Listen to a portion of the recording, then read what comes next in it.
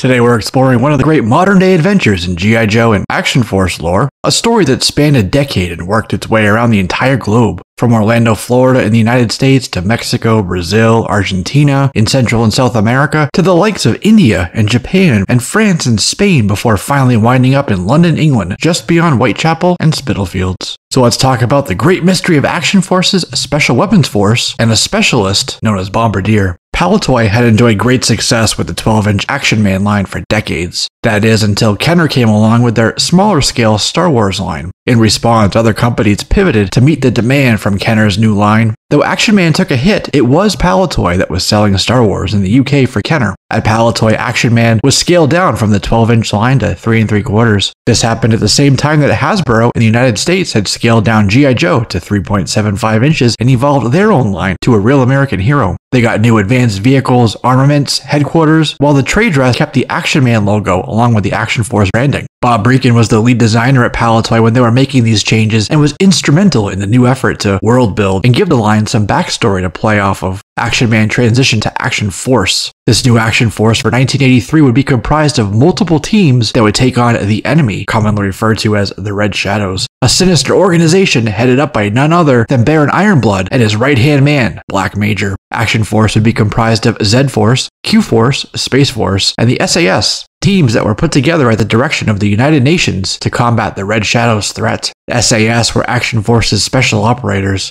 Z-Force their heavy brigade, Q-Force their naval contingent, while Space Force kept the air and space above the battlefield clear. These were the teams that assaulted toy store shelves and infiltrated kids' and collectors' hearts and minds, but what many don't know is that this line may have been much larger. It took years and a search that spanned continents, a hunt across the globe to track down information on what could have been, and a mysterious character we know today as Bombardier. Enter two men, Ron Connor and Dave Tree. Okay, well, three. Michael Herz. In 1988, Michael Herz opened a store in the Orlando, Florida area called WhizBang Toys. His store was famous the world over and a premier destination for buyers and sellers alike. Herz ran the International Toy Expo and the International G.I. Joe Collectors Convention that was held in Washington, D.C. in 1999. This was an official partnership with Hasbro, mind you. Between the notoriety of his store in one of the most heavily visited tourist destinations in the galaxy and his connections to the team at Hasbro, he would get in rare and hard-to-find items, all manner of toys and ephemera from around the globe. In 1999, Ron Connor went to Orlando, Florida and visited Hertz's store, and there he found a peculiar item. It was a swivel arm Flash action figure, but it was painted gray and was certainly not Flash or Grand Slam. Perhaps this was a prototype. Herz thought he may have purchased it in the late 80s from the VP of Boys Toys at G.I. Joe, a man named Kirk Bozigian. It had factory paint on it too, ruling out the potential of it being a custom. Could it be a Q-Force prototype from the UK?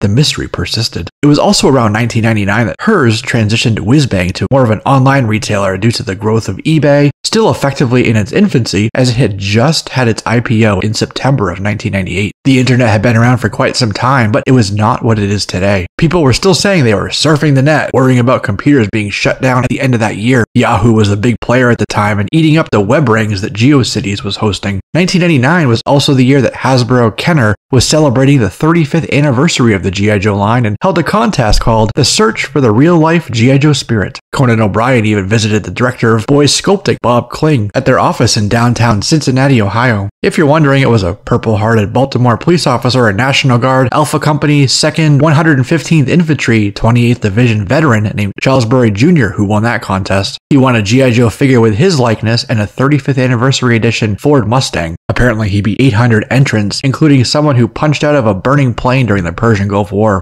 Hasbro, where are those contests now? Let's go. So anyway, news at the time came from fanzines and magazines and collecting groups. Corey Stinson had the G.I. Joe headquarters website, Connor Malone, the G.I. Joe Command Center website, and Eugene Sun, the G.I. Joe Archive website. And I mention them in particular as they're the ones who combined forces to form Yojo.com. But if they didn't know, what then? Rumors were passed around at conventions and confirmations sought with paper letters that were mailed out. Because of that, Ron Connor had a tough time tracking down information about his mysterious figure, so that's when, perhaps inspired by that other G.I. Joe contest, he decided to create the Mystery Figure Contest. This was posted on his TNT Treasures, Tunes, and Toys website with a chance to win a $100 shopping spree. He got a number of false leads and dead ends to chase down, eliminating options as he went on. He got dozens of people reaching out with intel offering that it was a prototype, maybe a fun school variant, maybe something from Brazil's Estrela or Argentina's Plastorama, maybe a concept from Listen and Fun, maybe something out of Palitoy in the United Kingdom. In 2004, Ron met Kurt Bozigian at the G.I. Joe convention in Orlando, Florida, and asked him about it, but Kirk didn't know either. He'd seen countless figures, molds, one-ups, and the like, and couldn't remember one specific figure from many years ago, which is completely understandable. It wouldn't be until 2009 when Jim Marshall of the Blood for the Baron website reached out to Ron and said that a Palitoy historian named Dave Tree was writing an article that he just may be interested in. Everything seemed to fit, down to Mike Herz having purchased a bunch of overstock from a European factory full of 1982 prototypes. Dave had been granted access to a treasure trove of information that was left over when Palitoy went under it. These Palitoy artifacts were housed in the V&A or Victoria and Albert UK State Museum in Bethnal Green, England. It was a secure facility that required special access approval. Based on data from the V&A Museum, the flash mold came to Palitoy by way of Hasbro, and then Palitoy worked with Airfix Products Limited during their post-1981 General Mills era. General Mills just so happened to be the parent company for Palitoy, so this was two divisions under the same organization working together on development. Shortly after that, though, Dave spoke with Bob Brechin, and the doors on the SWF, or Special Weapons Force, were blown wide open. The team was intended to be a part of the original lineup until it was determined that 4 teams would be sufficient to fight the enemy. It was a decision that was made late in development as prototypes, mock-ups, and test shots had already been done. In fact, a similar image had been posted in the 1983 trade catalog, indicating just how far along the sub-team truly was. It was in this Palitoy collection that Dave Tree discovered a plastic bag with a label stuck to it that read Special Weapons F, Scientist Boffin. Boffin is not just a codename, it's a real nickname for a scientist, though its etymology is up for debate. Some say the term began with Naughty Boffin from Charles Dickens' novel Our Mutual Friend. Others maintain that it began in World War II, perhaps with the British Royal Air Force, perhaps with the radar-developing scientist at Malvern. It became a name for scientists, spread to Farnborough, and then was adopted by the Royal Air Force. So anyway, on a subsequent visit, 3 more figures were discovered that used the 1982 ground assault figure. They were all labeled with Special Weapon F, meaning Special Weapons Force. He also found a peculiar ketchup and mustard on gray looking 5th member. His label read Special Weapons F, Mobile Missile System, and Bombardier. This was similar to the mystery figure in Connor's possession, hence him reaching out about the ongoing contest and putting all the pieces together. Now the question remained, did Dave's figure match Connor's? Dave also met with Bob Brechin, and it was Bob who added the context around the Palitoy decisions when the Action Force team was being stood up by the United Nations via Palitoy. Bob had some photographs in his archives, including Special Weapons Force. He said that many team ideas were put forward, but it was boiled down to just the 4 in the end. Special Weapons had been shortlisted, but fell short of entering production. The name Boffin, Bob Brechin further speculates, comes from his misspelled name on the original RoboSkull blueprints, which call him Boff Brechin. This is the only Palitoy exclusive character, mind you, to have a beard, so naturally it stood out. Bob has a beard, and so this character looks very similar to Bob's own look. Boffin would be the team's resident scientist. Fixer was to be the science officer. Sniper would be the SWF rifleman, while Lightning was designated as the team's gunner. Bombardier had the role of SWF missile specialist and was planned to come with the MMS. The MMS, Mobile Missile System, or as the museum says, Mobile Mission System, had been alluded to on the packaging that original Bombardier came in, so adding to that were that Special Weapons Force would have their own variants of the Vamp and the Flak also. These were white and orange, not the black of the SAS Panther or the green of the Z-Force attack cannon. Bombardier example was in a different colorway than the one from the 83 toy catalog, but they confirmed that it had been hand painted over, and in fact there was still some blue peeking out from certain areas underneath. The MMS in America at the time was a green towed system that came with Hawk as its operator. Patriot missiles were fitted to a rocket pod housed atop a rotating turret. This is based on Raytheon's very real-world MIM-23 Hawk. See what they did there? Surface-to-air missile system. The homing all-the-way killer sits atop of M192 towed triple missile launcher. The missile is meant to tie into a PCP or platoon command post, battery control center, various radars, and other launcher units to rapidly slew the launcher to the right azimuth and elevation angle, and then quickly destroy targets. The US Army would later replace this with the Patriot missile system, which is notable because G.I. Joe's MMS mentions a Patriot missile, but the one that Bombardier would later get is not this type of missile system. The new one is more of a modernized, programmed assault computer, rapid all-terrain, or PAC-RAT, a tracked, remotely controlled missile launcher. It seems rather futuristic, but there are very real-world counterparts to this technology. In 1978, the British Army was using the wheelbarrow robot for EOD operations in Ireland and Britain. They were later replaced by the Harris T-7 unmanned ground vehicle. Matilda is the Mesa Associates Tactical Integrated Light Force Deployment Assembly. It's been used by the National Guard for broken arrow exercises and to assist in MOUT operations, or military operations in urban terrain. The Endeavour Robotics PackBot in various configurations also helps with EOD, along with tactical maneuvering, sniper detection, and hazmat operations. Many SWAT teams and police TAC units deploy Vantage breacher robots from Transcend Robotics to help with, well, breaching and keeping the fatal funnel clear. Others use the Northrop Grumman Andros robot, and in fact is the first robot used to kill a human. That happened in 2016 when Dallas SWAT attached a bomb to an Andros to clear the objective. The Robot Ballistic Shield, or RBS-1, aka SWATbot, concept was created in coordination with the Massachusetts State Police. It utilizes the RS-1 base platform, a collapsible ballistic shield, and hardened AR-400 steel nose shields to protect those in the line of fire. Bombardier's drone is sort of similar to Foster Miller's Talon and Swords drones that have been fitted with an array of armaments. Qinetiq built the Mars robot that can be fitted with an M240 or a 40 mic grenade launcher. There's a larger Mars too that fires an M134 minigun because, well, why not? Qinetiq also worked with Raytheon and Lockheed to make the Titan, a robotic combat vehicle that can fire javelin missiles. Titan Strike is the British Army's remote-controlled mini sniper tank. Sig Sauer built their own, built with a Mule, Pitbull RWS, and an NG3 Gatling gun. You can see that here. Speaking of SIG, DevCom is playing with a mounted XM7 on dog drones, just like the Ghost Robotics Q UGV. Howe Howe have a contract now to develop unmanned ground combat vehicles for the US Army, following along with the success of their M5 Ripsaw. The Ripsaw is the one seen in Fate of the Furious, the G.I. Joe movies, and even Mad Max Fury Road, where they mounted a Chrysler Valiant Charger body to the Ripsaw's treads and called it the Peacemaker. RCVs will be an increasingly important part of military operations in the future. The US Army has an entire RCV decisive lethality continuum that will build out a range of robotics from small, limited onboard lethality units, even single-use robots, up to 30-ton direct-fire weapon systems. Back to G.I. Joe. Starting in 2013, the G.I. Joe Collectors Club got in on the fun. Bombardier got the feature in the September 2013 edition of the G.I. Joe Collectors Club official magazine ahead of a figure release at the 2013 G.I. Joe Con in Indianapolis. It featured a great cover by Adam Riches and Brian Frey on backgrounds that would be similar to the cover art he was to get. So who exactly is Bombardier? Well, he's the team's weapons development and experimental ordnance specialist. Before military service, he went to Imperial College in London to study electrical and electronic engineering. He would have been top of his class if he'd not blown up half the William Penny Laboratory. That got him on staff, though, with Defense Science and Technology at Porton Down, where he further excelled in weapons development, namely with robotic drones. At some point, Bombardier was captured by Red Shadows, who tortured and killed his entire family, then forced him to work under the command of Black Major. Special Action Force rescued him, but uncovered that one family member who managed to survive was secretly a sleeper agent. This is when Bombardier was recruited to Action Force in the Special Weapons Force, developing armaments and gear for the main SAF operators. He's noted with a NATO rank of OR5, sort of equivalent to a sergeant in both the US and British armies. Bombardier was deeply affected by his imprisonment. Captain Skip Campbell wrote this in his file. Bombardier bears the psychological scars of his incarceration. He's managed to pass every medical examination, but there have been fleeting moments of rage, paranoia, and fear. Although there have been several requests to attach him to other units, I want to be there to help him if the situation arises. He comes armed with his drone, a Bren light machine gun, and a QBZ-95 bullpup rifle that Ripcord got for the 2009 Rise of Cobra line. In fact, the drone appears to be the same as Ripcord's remote stealth mini drone too. The Bren LMG seems like a World War II weapon from the Vickers era, but it was used in 1982 during the Falklands War, right around the time he was being molded, and up to the Gulf War in the early 90s. The Bren mounts on the drone too. The PLA rolled out the QBZ-95, which is a Chinese acronym that means Light Automatic Rifle 1995. So let's talk about that code name. What does Bombardier mean? Well, it's a storied term that doesn't have much use these days. In fact, Bombardier has transitioned to a Navigator role very shortly after World War II. With the advancement of radar technology and computer-guided armaments, the need for the manual sighting skills of the Bombardier fell into obsolescence. Bombardiers, similar to Grenadiers, are tasked with getting armaments on target. The B-17 Flying Fortress Training Manual says it well. Accurate and effective bombing is the ultimate purpose of your entire plane and crew. Every other function is preparatory to hitting and destroying the target. That is your Bombardier's job. The success or failure of the mission depends on what he accomplishes in that short interval of the bombing run. To accomplish this, the Bombardiers used the Norden bomb sight. The Norden bomb sight was a top secret development. It was a sight on a gimbal that used tachometric technology. The Bombardier focused on his sights while adjusting the rate and disk speed knobs as the plane shuddered with flak and flares bursting around the airframe, the drone of the massive prop engines filling out the noise background, while the machine guns from the nose, tail, and waist gunners rhythmically punched holes in Luftwaffe interceptors. And then as the bombs were released and the doors shut, the plane was finally able to RTB. Bombardiers, in collaboration with pilot and command, factoring ground speed, true airspeed, altitude, the rate of angular closing, the type of bombs being dropped, horizontal distance the bomb travels, and even drift, which is affected by windage. They'd have to track pilot inputs from the pilot's directional indicator at the same time, something the Norden tried to mitigate for simplification. If you have a plane at 10,000 feet and a plane at 3,000 feet, both traveling at the same speed, they would have vastly different amounts of time for their sighting angles to close to zero. Unfortunately, variations in wind speed at different altitudes made the whole thing much less accurate than Norden promised. The knob twisting and optical sighting gave way to radar technology. Bombardiers became Bombardier Navigators and then simply Navigators. His government name is Connor Tree, a reference to the two researchers who uncovered his story, Ron Connor and Dave Tree, and he's noted as hailing from Colville, United Kingdom. Palitoy had a factory in Colville, a factory that closed in 1994. Bob Brechin said that much of the stock from Colville went to Lount Tip for processing, which is a recycling and waste site. Kids got word of this at the time and went dump picking for treasure. Rumors of other dump sites and burial locations around Colville persist, even though the factory site is now residential. Perhaps, just like that old Atari ET adventure, there's more Palitoy secrets remaining to be unearthed just below our feet. Alright, that's a wrap on this one, my friends. I'm Jesse, this is JLS Comics, and I'll see you soon.